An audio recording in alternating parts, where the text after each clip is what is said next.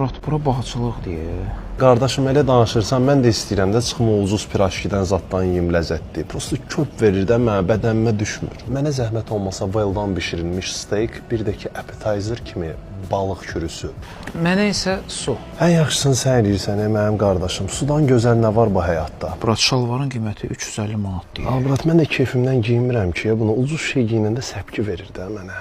Maşallah, Murat, böyük eviniz var. Murat, danışırsan belə, bunun baseyni var, qazonu var, təmizliyi var, bağbanı var, saunası var. Mən hələm kommunaldan danışmıram, zülüm ye.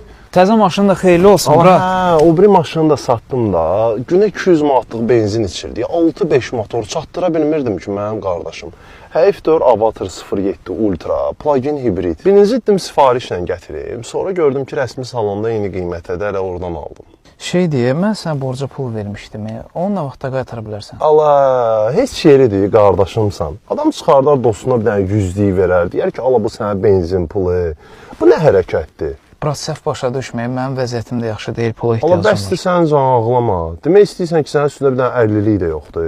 Yox. Allah 20-lik. Yox. 10 manat. Allah heç olmasa bir dənə 5-liyin də yoxdur. 5'lik var.